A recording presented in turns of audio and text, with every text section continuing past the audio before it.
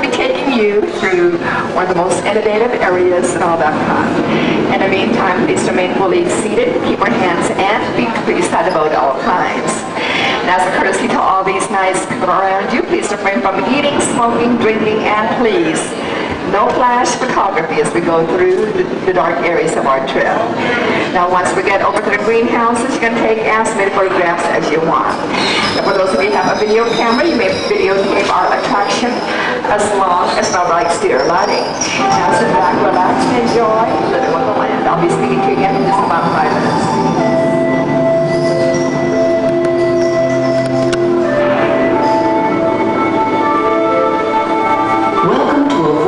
Discovery and awareness of the richness, the diversity, and the often surprising nature of living with the land. Our journey begins as dramatic and sudden changes are sweeping over the land. The approaching storm may seem violent and destructive to us, but to nature, it's a new beginning in the cycle of life.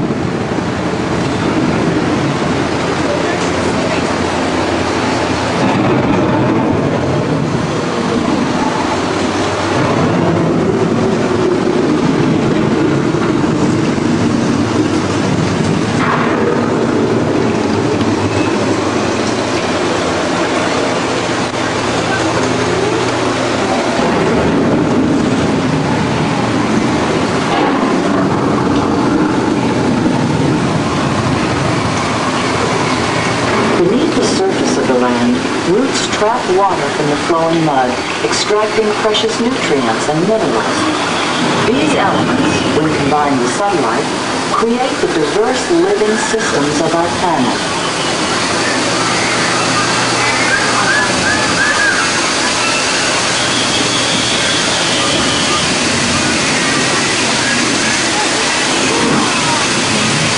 One of those living systems is the rainforest, home to the most amazing concentration of life on our planet.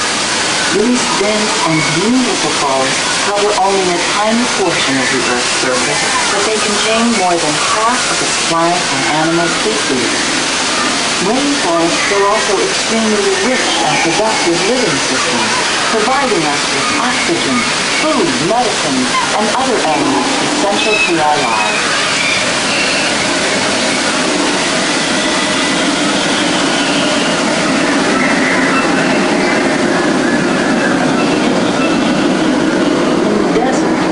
Nature has created a very different, but no less beautiful, living system. And while this arid landscape may seem lifeless, it is very much alive. The plants and animals that have learned to survive in these harsh conditions make use of what little water they can find and avoid the scorching rays of the relentless sun.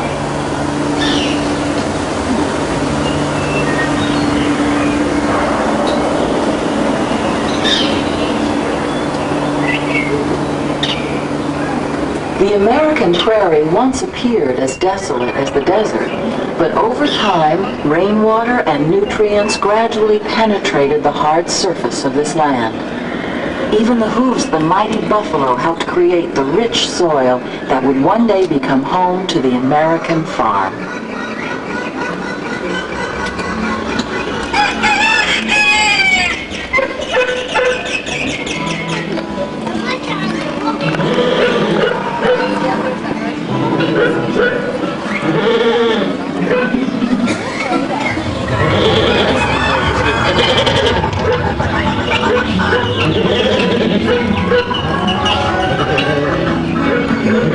Of all the forces at work on the land, humans have had one of the most profound effects.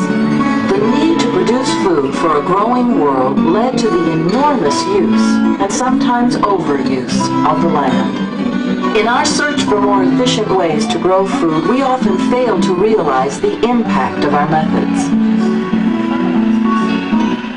Today, we're learning to live with the land, discovering better ways to grow food that will assure both human and environmental well-being. In Saudi Arabia and Mexico, we're learning to produce food on desert seacoasts by developing and planting crops that thrive on saltwater.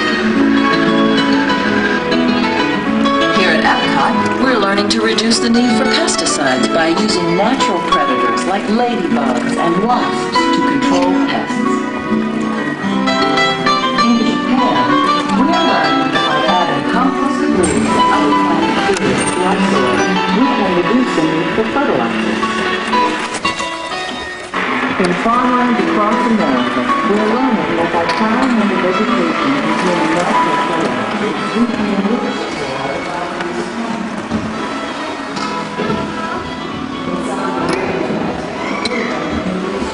How will we meet tomorrow's growing needs for food production, yet still respect the needs of the land? Some of the answers are being discovered just ahead. Hello again, everyone. Again, my name is Becky, and I'm your tour guide today. Now here in our little laboratories, our scientists from epcot, NASA, Department of Agriculture, and Nestle are exploring innovative and sustainable methods of food production. Now, there are tens of thousands of edible plant species in the world. However, most people are only familiar with the 30 or so crops that's native to their region or found in a local grocery store. Now, here at the land, we're discovering amazing ways to tap into this amazing diversity of plants. Now, as part of our bountiful harvest celebration here at the land, we're showcasing crops from the pumpkins, gourds, and squash family. Now, as you see, where this amazing gourd got its name, the snake gourd is native to tropical Asia, and the gourds can grow to be 6 foot long. The tender leaves, the flowers, and the gourds, and also the young shoots of the gourds is edible and is full of vitamins.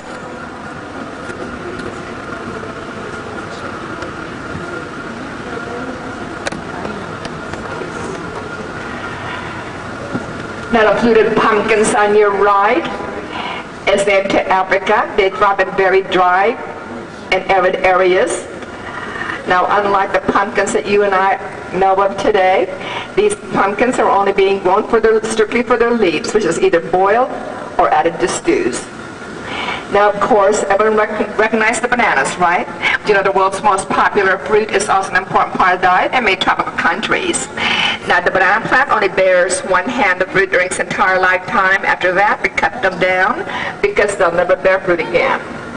And the shavings and the unripened fruit of the green papaya creates papain, a meat tenderizer. Now, to your left, these are called dwarf bananas. The bananas only get this long, and they're the sweetest bananas in the world. Now, the seas has always been a source of a bountiful harvest. Now, here in this aqua cell, we're trying to maintain this harvest. Now, as you can tell, our aqua cell's undergoing major renovations right now, but generally the type of fish that we raise here are bass, tilapia, catfish, sturgeons, American eel, freshwater shrimps, and also crawfish. Now, some of the fish that we raise here are often served at restaurants here at Walt Disney World. The American alligator is no longer in the endangered species list. Here in Florida, the population exceeds well over 1 million. Now, some alligators are being raised in farms for their hide and their meat, while others play a very key role in wetlands conservation. Now, all told, we can raise over 6,500 pounds of fish a year in this aqua cell. Now, about 20% of the fish that we not consume all comes from aqua cells.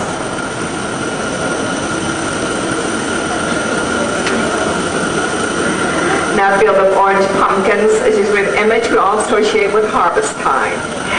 Now, the Cinderella pumpkins on your left is where we got our inspiration for our world's most magical coach. And the giant Atlantic pumpkins on your right can weigh up to 1,000 pounds each. The distinctive coloring of the pumpkins comes from the high amounts of beta-carotenes contained in the pumpkins, which is also a great source for antioxidants and also for vitamin A. Now, if you notice, we don't grow our crops in soil, but we grow them in sterilized sand, and we're using a computerized drip irrigation system where the right amount of water and nutrients being directed straight to the roots of these black tubes that sit in the sand. Now, growing crops without soil is called hydroponics. In this next greenhouse, experimenting innovative ways of how to grow a bountiful harvest. Now, we're growing all of our crops here in a vertical position. Now, by growing our crops vertically, we can grow a lot more crops in less space. And also by growing our crops vertically, it allows a better airflow to the leaves, which helps reduce diseases. Now by using diseases for crops and also using predator insects to destroy the pests, we reduce the amount of pesticides that we use in this greenhouse significantly. The lettuce beds are floating on polystyrene beds, and underneath that is nothing but water and nutrients. The Malabar plant is growing on the A-frames. The leaves taste very much like spinach. The stalks like asparagus. On berries, they use for food and cosmetic dyes. Now there are over 800 species of gourds being grown around the world. Now tender leaves and the flowers of the gourds is often edible. Now some gourds are also dried and carved out to be used as utensils and also as water jugs.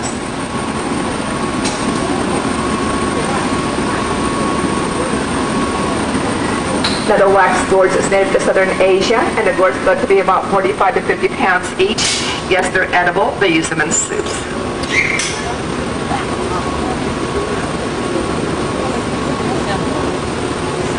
Now let's learn the vast diversity of how plants thrive and grow. We get that much closer to sustainability. As last greenhouse dedicated to our true cutting edge of technology and research to help us reach that goal. Now the column pods rotating around this room is watered from the top down. It can hold up to 36 plants each. Now the reason why it keeps rotating around is because we have different feeding stations in this greenhouse. It gives them just the right amount of water and nutrients. And the crop's exposed roots get us oxygen from the air, while it gets the rest of its water and nutrients as it passes through the mist boxes. Growing our crops in this technique is called aeroponics. Our scientists here at epcot and the U.S. Department of Agriculture are working together to improve our crops with technology in this laboratory. And these two exhibits on both sides of the boat is very similar to the one over at John F. Kennedy Space Center. Both NASA and epcot are also working together in pioneering space agriculture as food for our future space colonies, and are using recycled oxygen and water. Now, the technologies you've seen here today is being used in farms over the world. As they become more common, we continuously strive to find new and innovative ways to increase production while maintaining natural resources of the land. Almost all the crops we're growing here today sometimes served at restaurants here in the Land Pavilion. It is finished harvesting, and they harvest about every 2.5 to every 3 weeks. Now, if you'd like to know more about our greenhouses and would wish to speak to one of our researchers, we have a greenhouse walking tour which takes about 45 minutes to an hour long, and that's located over at the Green Thumb Aquarium. There's some people that walking tour. It's $8 for adults and $6 for children. And there's so much that we can learn both science and nature about living with the land. The journey to have 6 laboratories is part of the story. Now, once harvested, the crops has to be handled in care and graded from field to table. Around the globe, our scientists here at Nestle Corporation and other organizations are very dedicated to improving the quality and taste of foods that the world enjoys and relies on, while preserving our beautiful earth and our environment for our generation, for every generation to come. Not only that, can we truly say that we are living with the land. Ladies and gentlemen, boys and girls, about 2 months again, please remain fully seated, keep your hands and feet inside the boat until we come to full final stop. It's very waves. We also have 2 other attractions in this pavilion. We have Blue Rocks, which is right next door to us. Also, our rock and roll benefit for good nutrition. And above us, the Circle of Life Theater, which features some of the animated characters in the Walt Disney animated film, The Lion King. Now, on behalf of Walt Disney World, Nestle Company, and myself, I hope you enjoyed this boat ride, and I hope the folks will have a great year in epcot. Now, please gather up all your personal belongings. Take a small turn by the hand as you leave the boat. Please lower your head and watch the step. Please exit towards the right to rear the boat. Have a great afternoon, everyone. Bye-bye now. You're welcome. Thank you very much. Thank you.